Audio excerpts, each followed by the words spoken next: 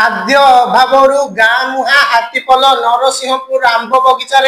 15 दिन हेलाणी अछंती 11 टिकिया हाथीपल कटक जिला नरसिंहपुर ब्लॉक अंतर्गत रणसिंहपुर गाँ रो आंब बगीचार गत 15 दिन हेलाणी 11टी हाथी रही बणुआ हाथी बुलुथिबारु भयभीत होई पड़िछंती स्थानीय लोके नरसिंहपुर जंतारिया गोपपुर बड़भुई आदि विभिन्न जंगल निकटवर्ती ग्राम गुड़िकर हाथीपल देखा मिली विशेष करी संरक्षित जंगल मध्य आग भली हाथी मानक पई पर्याप्त परिमाणर खाद्य जथा आंब पणस गछ रहु नथिबारु खाद्य अभावरु खरा दिने हाथीपल आंब खाइबा पई जंगल निकटवर्ती ग्राम गुडी को आसीबा सह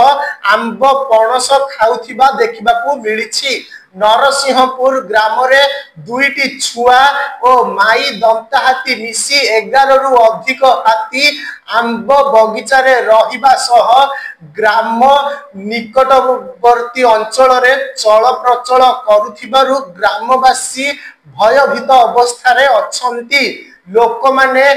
राति रे आंब बगीचा को आंब गोटाइबा पई जाउथिबारु वन विभाग पक्षरु जंगल निकटवर्ती ग्राम मानकरे सचेतनता सृष्टि करिबा पई दाबी हेउछि।